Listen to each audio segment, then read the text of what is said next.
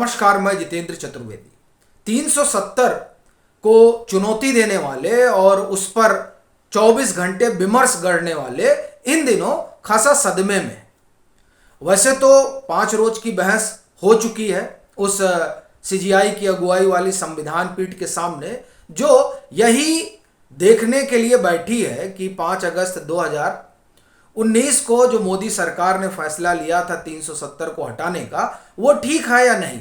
और यही वजह है कि 60 घंटे का समय भी तय किया गया है कि साहब सब लोग अपनी दलील रख दें।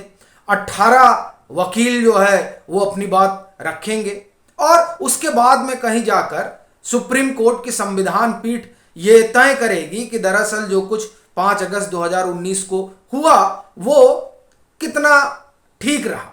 लेकिन बड़ी चीज यह है कि ये जो 5 रोज की बहस चली है, इस बहस में तमाम लोगों का चाल चरित्र और चेहरा सामने आ गया है। खास तौर से उनका जिनको ये लगा था कि वो संविधान पीठ के सामने अपनी दलील रखेंगे और उस दलील को सुनने के बाद सब धराशायी हो जाएंगे और फिर वो जिस तरह का चाहते हैं उस तरह का नैरेटिव बन जाएगा और उसी तरह की चीजें जो है वो सामने आएंगी। लेकिन मामला उस तरीके से बनता दिखाई नहीं दे रहा है, इसलिए झटका बड़ा भारी लगा है। ये 2 लोग जिस तरह की बातें रख रहे हैं वो दरअसल कई बार ऐसा लगता है कि ये बड़े वकील हैं, ये इस तरह की बात कर रहे हैं। और सबसे बड़ी चीज ये है कि जिस संविधान की दुहाई दे रहे हैं, असल में वही संविधान इनकी ही दलीलों को कटघरे में खड़ा कर देता है। और फिर वहीं से सवाल भी उठता है कि ये राजनीतिक अभियान चलाया जा रहा है क्या। अब ये जो कहा जा रहा है इसकी 2-3 वजह है। उन कारणों पर आने से पहले जो इनका विमर्श है उस विमर्श पे एक बार की बात करते हैं। उसमें बड़ा विरोधाभास लगता है। देखिए क्या इन दोनों जो वकील हैं बड़े हैं, इन्होंने क्या रखा संविधान पीठ के सामने कि साहब 370 को क्यों नहीं हटाया जा सकता है। भाई क्यों भाई, ये जब संविधान ने ही व्यवस्था कर रखी है तो ये कहां से आ सकता है कि आप नहीं हटा सकते। उसमें आर्ग्यूमेंट क्या दिया जाता है, देखिए ये जो है भारत का संविधान है और जम्मू कश्मीर का संविधान है। और अब ये जम्मू कश्मीर का संविधान कहां से आ गया। ये सवाल मैं इसलिए उठा रहा हूं क्योंकि बड़ी चीज ये है कि ये यूनियन ऑफ इंडिया है। यूनियन और फेडरल में अंतर होता है। जब यूनियन ऑफ इंडिया है तब यहां एक ही संविधान होगा और वो है भारत का संविधान। और फिर आप देखें कि इसी में आपको ख्याल होगा कि केशवानंद भारती के मामले का भी एग्जाम्पल दिया जाता है, उस जजमेंट का भी उद्धरण पेश किया जाता है। बड़ा सवाल यह है कि केशवानंद भारती के मसले में ही बेसिक स्ट्रक्चर मतलब बुनियादी ढांचे का सिद्धांत जो है आया और तब सुप्रीम कोर्ट ने कहा कि जो वैसे उसमें कई बातें हैं लेकिन 3 बड़ी महत्वपूर्ण हैं, वो मैं इस लिहाज से कह रहा हूं चूंकि हम लोग 370 पर बात कर रहे हैं। पहला क्या था कि ये जो है भारत संघ यानी यूनियन ऑफ इंडिया। दूसरा यूनिटी एंड सॉवरेंटी मानी एकता और संप्रभुता। और तीसरा फेडरल स्ट्रक्चर। और ये जो फेडरल स्ट्रक्चर है, इस फेडरल स्ट्रक्चर में वो स्ट्रक्चर नहीं है जो अमेरिका का है, जिसे गोपाल सुब्रमण्यम कहते हैं कि हमारा संविधान जो है वो एसिमेट्रिक फेडरलिज्म को जो है वो प्रश्रय देता है। कैसे देता है भाई, ये बड़ा सवाल है। और फिर आप किस तरीके की बात कर रहे हैं, ये तमाम चीजें जो है ना ये बड़ी विरोधाभासी लगी। और ये ऐसा नहीं कि हमें लगी, दरअसल जब ये तमाम तर्क रखे गए तब संविधान पीठ ने सवाल पूछा कि सर्वोपरि क्या है, संविधान या फिर आपका विलय पत्र, यानी जिस इंस्ट्रूमेंट ऑफ एग्रीमेंट की बार बार दुहाई गोपाल सुब्रमण्यम ने दी भी और कपिल सिब्बल ने भी दी। तो संविधान पीठ ने पूछा कि बताइए कौन बड़ा है, संविधान। जब संविधान सर्वोपरि है तो फिर बाकी चीजें कहां रह जाती हैं।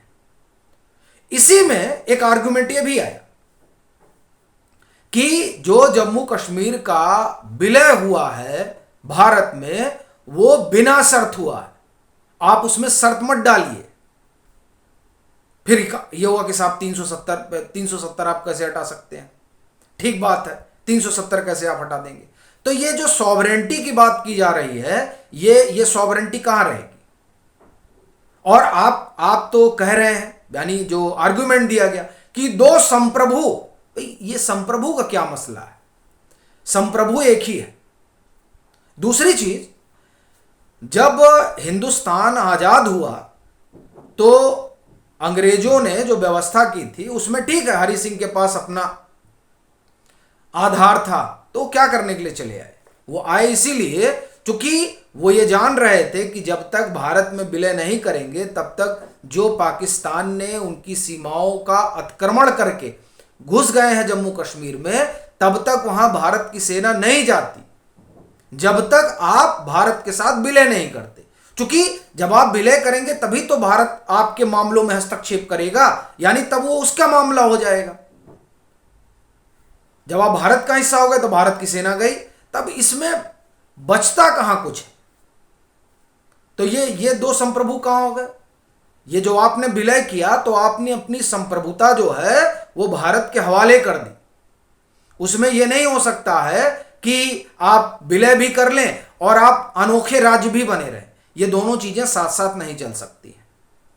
और यही सब बात जब वहां हुई तो उस पूरे कबाल को अच्छी नहीं लग रही है कि बताइए क्या आर्गुमेंट हो रहा है। सुप्रीम कोर्ट में संविधान पीठ क्या क्या पूछ रही है, क्योंकि संविधान पीठ जो पूछ रही है उससे एक ही बात निकल कर आ रही है कि 370 को हटाने का अधिकार कम से कम संविधान देता है संसद को। मैं नहीं कह रहा हूं कि मोदी सरकार को किसी को, संविधान ही अधिकार देता है संसद को।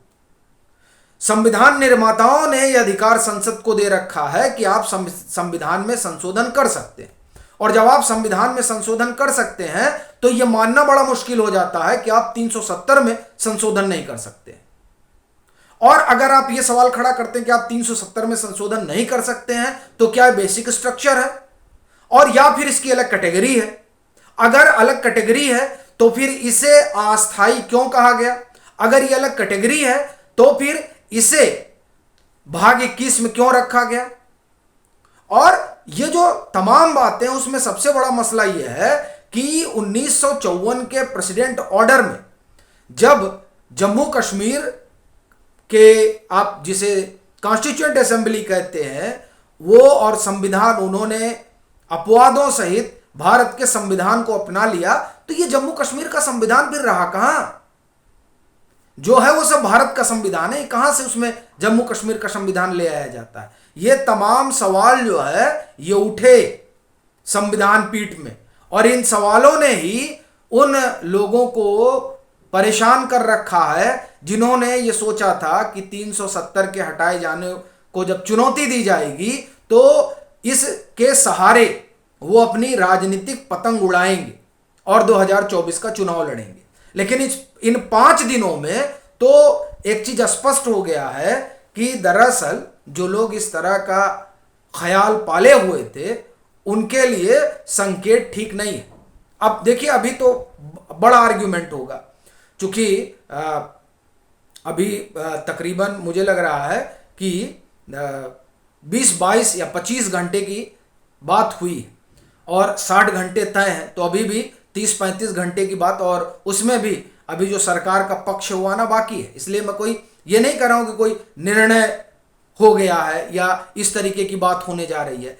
लेकिन जिस तरह से संविधान पीठ के सामने बात आ रही है और संविधान पीठ जिस तरह का सवाल उठा रही है, उसी की वजह से आप देखिए कि पूरा जो इकोसिस्टम है वो सन्न मारे बैठा हुआ है।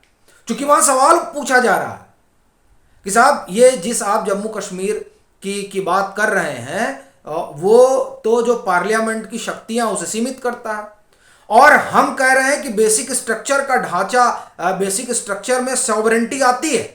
अब अगर हम सॉवरेंटी की बात कर रहे हैं तो कैसे कोई स्टेट जो है वो पार्लियामेंट की शक्तियों को सीमित करेगा?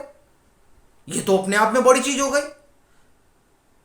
तो ये तमाम चीजें हैं जो वहां खड़ी हो गई हैं। और फिर हम यूनियन ऑफ इंडिया हैं, तो ऐसा कैसे हो सकता है कि साहब आपका संविधान होगा, एक ही संविधान रहेगा? ये नहीं हो सकता है कि भारत का एक संविधान और जम्मू कश्मीर का एक संविधान हो, तब तो जिस स्टेट का मन को अपना संविधान बना बैठ जाए।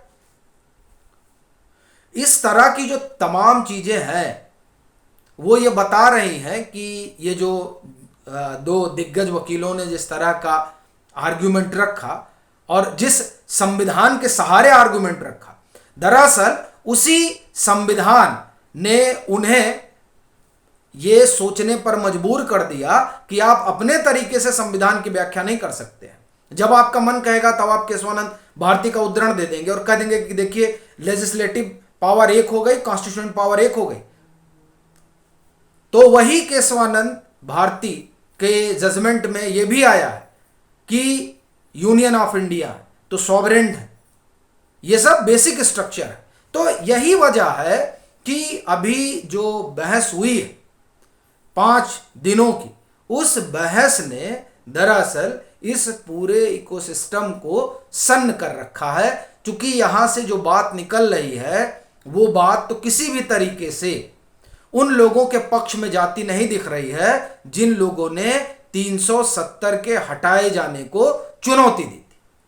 आगे क्या है ये जब जैसे जैसे बहस आगे बढ़ेगी और चीजें निकल कर आएंगी और फिर अल्टीमेट जो सुप्रीम कोर्ट का निर्णय होगा वो तो देखने वाली बात रहेगी। लेकिन फिलहाल जिस तरह से चीजें आ रही हैं वो ठीक संकेत तो नहीं है उनके लिए जो 370 को लेकर अभियान चलाए हुए।